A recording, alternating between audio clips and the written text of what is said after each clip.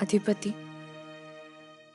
आपण जे बघतो ते वास्तव असतं, सत्य नाही.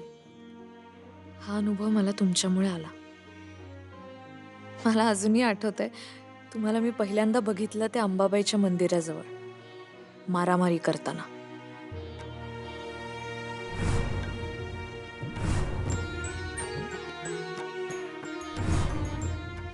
तेव्हाच मनात पक्क झालं की तुम्ही गुंड आहात. हे झालं वास्तव. पण जेव्हा कळलं की तुम्ही ज्यांना मारलं ते गुंड होते, त्यांनी एका मुलीची छेड काढली होती, हे झालं सत्य. तुम्ही नेहमीच सत्याच्या बाजूने उभे राहिलात. मग यावेळीच का मागे फिरलात? समोर दिसणाऱ्या वास्तवाला भुललात तुम्ही आणि सत्य नजरेसमोर असूनही त्याच्याकडे कानाडोळा केलात. मला भेटलेले अधिपती हे नाहीयेत. डायरी म्हणजे रोजनिशी आपल्या आयुष्यात जे काय घडते ते लिहायचं. मनातल्या प्रत्येक गोष्टी या डायरीत उतरवायच्या. मास्तरीनबाई, हे तुम्ही सांगितलं आणि आम्ही केलं. मनातल्या प्रत्येक गोष्टी लिहिल्या या कागदावर. पण नशिबातल्या गोष्टी कुठल्या कागदावर लिहायच्या? माझे अधिपती हे इंद्रधनुष्यासारखे आहेत. सगळ्या रंगात मिसळणारे. लाल रंगासारखे धाडसी, केशरी रंगासारखे शूर, पिवळ्या रंगासारखे सृजनशीलता जपणारे, हिरव्या रंगासारखे स्थैर्य देणारे, निळ्या रंगासारखे शांत आणि संवेदनशील, आकाशी रंगासारखे प्रगल्भ आणि गुलाबी रंगासारखे प्रेमळ. मास्तरीनबाई, तुमच्याशिवाय ही डायरीच नाही, आमचं अख्खं आयुष्यच कोरा कागद आहे. तुमच्याशिवाय आम्ही आमचं आयुष्यच धरत नाही. तुम्ही गणित चाफ्याचा सुगंध आहेसा आमच्या आयुष्यात दरवळणारा. गोड गोड गार गार फुलातला मध आहेसा तुम्ही. आमच्या आयुष्याला गोडवा. आमच्या मनाचा मळा तुमच्याच प्रेमानं फुलला आहे. काळ्या जमिनीवर पावसाच्या थेंबानं बियाणातनं अंकुर फुटावा, तसं तुम्हाला बघितल्यावर मनात प्रेमाचा अंकुर फुटला. सटवाई देवी आयुष्य लिहिते म्हणतात, पण आमचं आयुष्य तुम्ही लिहिलं.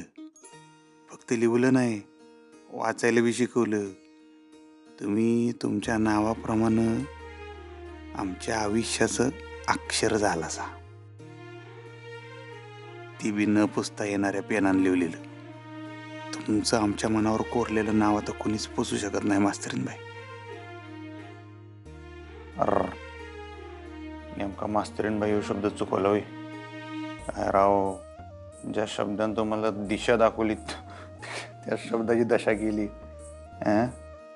हे शब्दांना आता जर चुकलं तर अख्खा आयुष्य चुकायला वेळ लागणार नाही. मास्तरीन बाई नव्ह, आडग्या टाळक्याच्या मास्तरीण बाणाचा बाई. मास्तरीण बाई.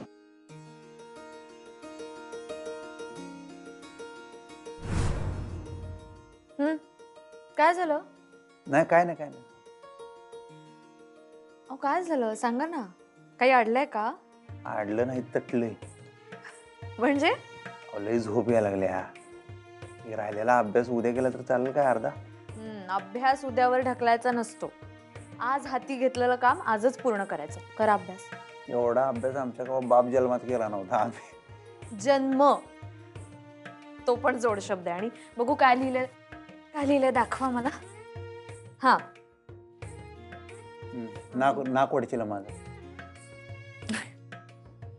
आता काय लिहिलंय तुम्ही? उत ख न न असं नाहीये ते. उत्ख न न. काय शब्द? उत्खनन.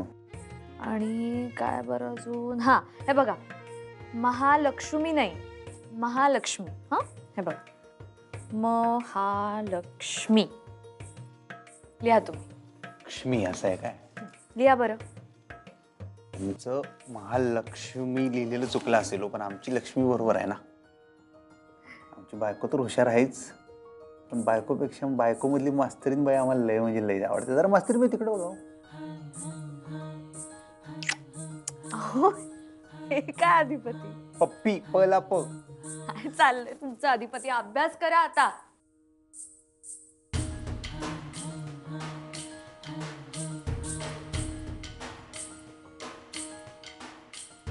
काय बघताय तुम्ही? लिहा ना. नाही हो, तुम्ही असं शिकवायला लागले भारी दिसताय हो. त्यामुळे आम्हाला येते तुमच्याकडे बघायची हुक्की. जोडाक्षर क ला क. अभ्यास बाजूला राहून कसं चालेल? परीक्षा तोंडावर आली, अभ्यास करा, नाहीतर नाहीतर काय अंगठे धरून उभं करणार काय आम्हाला? ठीक आहे, आम्ही अंगठे धरून उभं राहतो, पण आम्ही तुमच्याकडेच बघत राहणार. तुम्ही किती बी करा सक्ती. कला तर अंगठे धरायची काही गरज नाहीये. त्यापेक्षा अभ्यास करा. मला चिडायला लावू नका आता, नाहीतर हातावर मिळेल पट्टी. टला ट. ठीक आहे. तुम्ही पट्टीच्या शिक्षकात राहायचो, पण तुमची पट्टी खायला बी माणूस लागतोय लक्की. क ला क. बास बास, विषयांतर बास झाला. आता अभ्यास करा. चला बसा खाली. हा हे घे. बघा मला लिहून दाखवा. उत्खनन. उतखनन नाही. उत्खनन नाही, उत्खनन लिहा.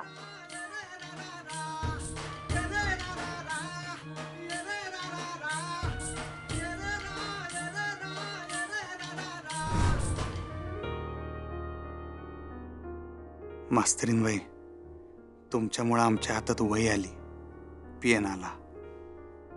तुमच्यामुळं आम्ही पुण्यात शिक्षण सुरू केलं. तुमच्यामुळं आयुष्यात गोडवा आला. आणि तुम्ही आम्हाला असं एकट्याला सोडून घरला गेला सोय आपापल्या. हे काय बरोबर नाही बरं का मास्तरीनबाई. मला कधीच वाटलं नव्हतं की मी एका अशिक्षित माणसाशी लग्न करेन. प्रेम तर दूरच राहिलं. पण अधिपती, तुम्ही आयुष्यात आलात आणि माझं जगच बदललं. आई बाबांव्यतिरिक्त एवढं प्रेम आपल्यावर कोणी करू शकेल असं स्वप्नातही वाटलं नव्हतं. पण ते स्वप्न तुम्ही सत्यात उतरवलं. घरातली सगळी बंधनं झुगारून तुम्ही माझ्यासाठी शिकायला तयार झालात. शिकलात, माझ्या शब्दाचा मान ठेवलात, माझा मान ठेवलात.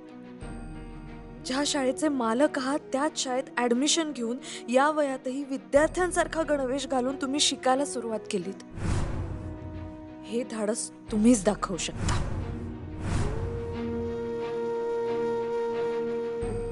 आपण 10 दिवस बाहेर राहिलो होतो तेव्हा हातातनं पैसा होता ना, डोसक्यावर छप्पर होतं.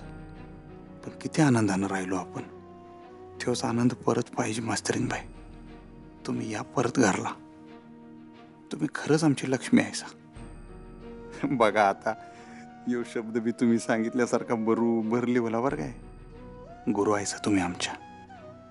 आणि गुरु कवा असा शिष्याला सुटून जातोय.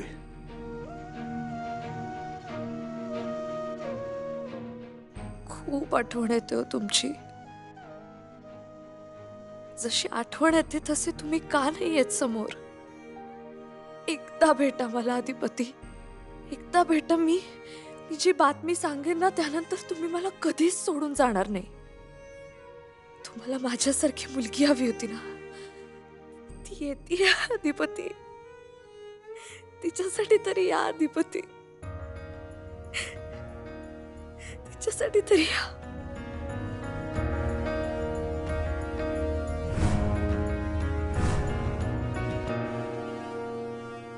होय, ऐक की गप. अगं नग असं करूस. दोघांचं लय प्रेम आहे एकमेकांवर. अगं एकमेकांना लय जीव लावतात बघ. मग आम्ही कुठे त्यांचा जीव घेतोय? फक्त त्यांना वेगळं करतोय. अगं पण ते जर काही वेगळे झाले तर जगू बी शकणार नाहीत बघ. काय कुणाचं कुणा वाजून अडत नसतंय. माणूस मेल्यानंतर पण 13 दिवसच काय ते सूतक पाळत्यात आणि नंतर लागत्यात आपापल्या कामाला. वय पण गेलेल्या माणसाची आठवण येतेच नव. सुनबाईना मनावर आवाज उरत. आम्ही बी झुरतोच आहोत ना व. एका छताखाली राहून झुरतोय. सुनबाईंचं निदान छत तरी वेगळं झालंय. म्हणजे आमचं दुःख मोठं नाही का त्यांच्यापेक्षा? भुवे तू लय धीराची आहेस बघ. तशी ती नाही आहे ना, लय साधी आहे बघ. म्हणजे तुला असं वय आहे संकटाची, त्यातून धीरानं बाहेर पडायची.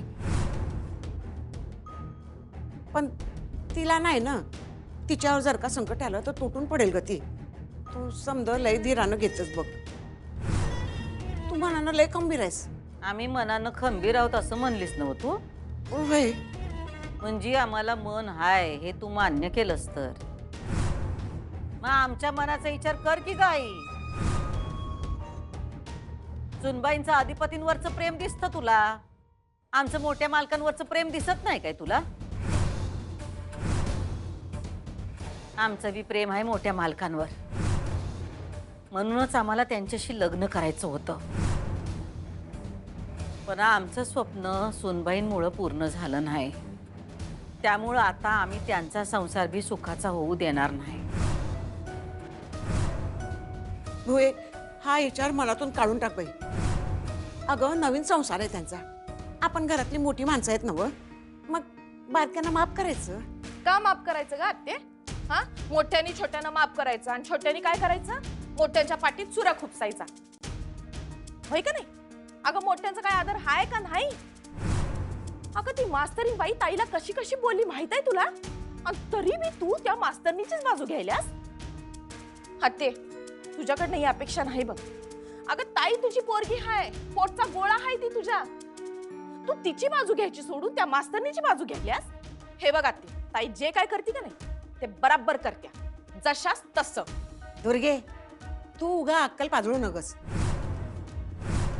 आणि तू तू आदर शिकवणार वे ग. तू कवा कुणाचा आदर केलास काय?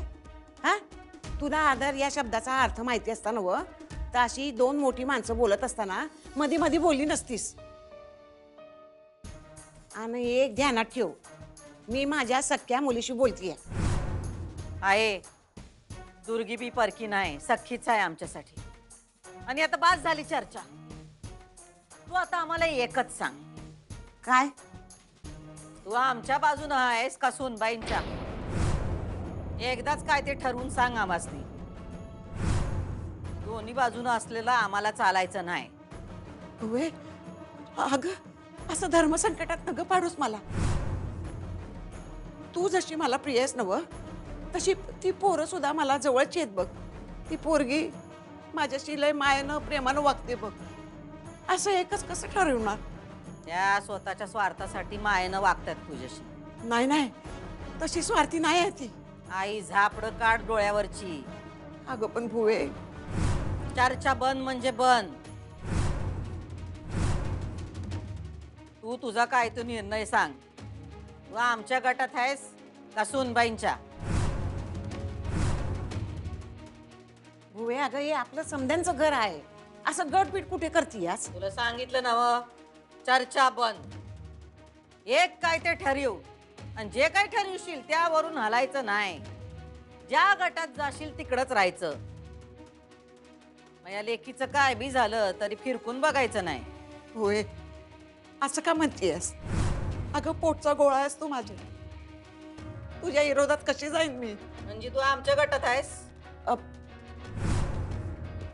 बोल की पटशिरी, काय होय का नाही? अगं आत्ते काय तर बोल की, अशी का घुमेवानी उभी आहेस? बोल की, वय तर वय म्हण, नाही तर नाही म्हण. बोल. दुर्गे, जरा थंड घे. मधी मधी बोलायचं नाही. आम्ही आमच्या सख्या आईशी बोलतोय. माफ करताय. मग आता आम्हाला वचन दे, इथून पुढं या घरातली कुठलीच बातमी तू सुनबाईंना देणार नाहीस. आणि दिलीसच तर खोटी बातमी देशील. होय, आता आमच्या गटात आहेस नव, आता ऐकायचं आमचं. कुठलेच निरोप इकडनं तिकडं तिकडनं इकडं पोचवणार नाहीस. होय, असं नग करूस. तू शब्द दिलास का नाही आम्हाला? आता शब्दावरून मागं फिरायचं नाही. जसा शब्द दिलायस तसा वचन दे.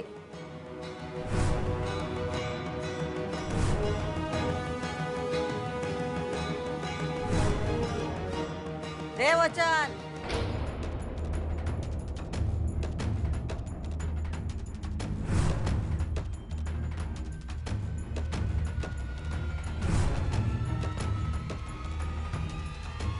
मी वचन देते, तू सांगशील ते ऐकन मी. तुझ्या शब्दाबाहेर नाही जाणार. आता बघ आम्ही सुनबाईंची कशी वाट लावतो ती. तिचं लगीन मोडून तुझं लगीन होणार आहे का ग भुवे? नाही होणार, नाही होणार. पण आम्ही आमच्या लग्नावर कवाच पाणी सोडलंय. पण मास्तरीनबाईंचं लग्न मोडल्या बिगर आम्ही काही थांबत नाही.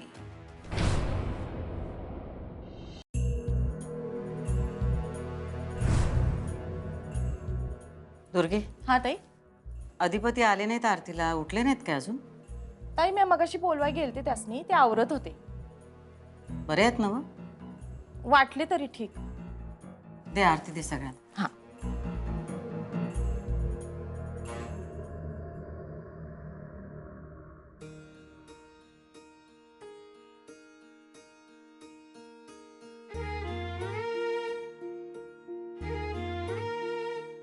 जा, जग जिंकून या. हा उशीर झाला जरा यायला. काय हरकत नाही. देवी अंबाबाई सांभाळून घेते सगळ्यांना. आणि आम्ही आरती करतो तेव्हा सांगतोच की आमचं समद पुण्य आमच्या लेकराला दे. चला या, चहा घेऊया. चहा घेऊया. या बसा, चहा घेऊया. तू कशाला घेऊन आलीस? धनाजीला सांगायचं की. अहो, आम्ही किती वेळा सांगतो तिला, पण ती काय ऐकतच नाही. तिलाच काम करायचं असतं. होय. आणि तुम्हाला खरं सांगू का अधिपती, आईच्या हातचा चहा प्यायला बिगर आमच्या दिवसाची काही सुरुवात होत नाही, नाही का ग आई? हा काय, शेवटी आई ती आई, नाही का? आईच्या मायेचा गोडवा त्या चहामध्ये उतरतो, बरोबर का नाही? बरोबर आहे. आई तू बी बस की, घे आमच्यातला अर्धा कप चहा घे. घे. अर्धा कशाला? सांगतो की धनाजीला. अहो तसं नाही, आता आई एवढ्या मायेनं आमच्यासाठी करते, मग आम्ही तिच्या मायेची परतफेड नग का करायला, बरोबर का नाही? हा आई घे ग चहा. घे घे. अगं घे घे.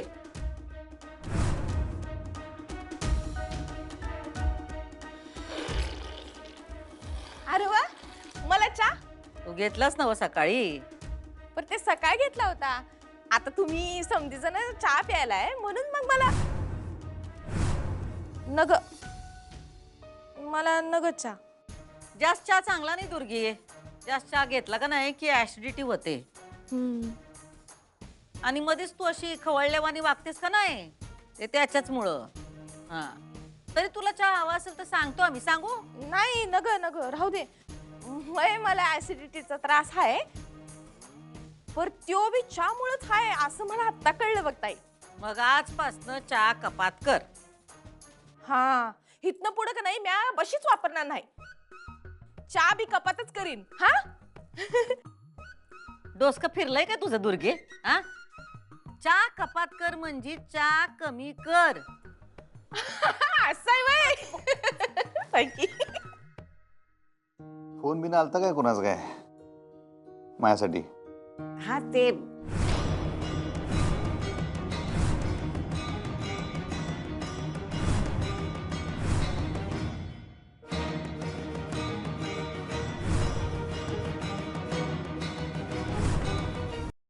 काय झालं? बोलता बोलता गप काय झालं? सांग की, आलता काय फोन माझ्यासाठी कोणाचा? फोन काय नाही. काहीतरी बोलणार होतीस खरं तू, आता बोलणार होतीस ना काय तर. अरे ते ते होय, ठसका लागला ना व. आणि अगं घे. आलता काय कोणाचा फोन? कोणाचा येणार होता काय फोन? नाही तसं नाही, म्हणजे कामाबिमाचा फोन घरी कोणाला आला असेल तर. पण घरात कशाला येईल फोन? तुमच्याकडे तुमचा मोबाईल आहे. तुमच्या मोबाईलवर नाही आला काय कुणाचा फोन? नाही ना, काय माझ्या फोनला बी काय झालं काय कळना आहे बघा. कालपासून वाजतच नाही हो. वाट बघून बघून दमलो. हे बघा, हे आता फुल आहे बॅटरी, 4 कांड्या बी फुल आहेत नेटवर्कच्या. ह्याला काय रोग आलाय मला काय कळना.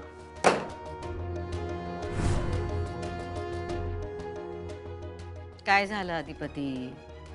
एवढं फोन फोन का करायलाय तुम्ही? हा, सुनबाईंच्या फोनची वाट बघताय ना व?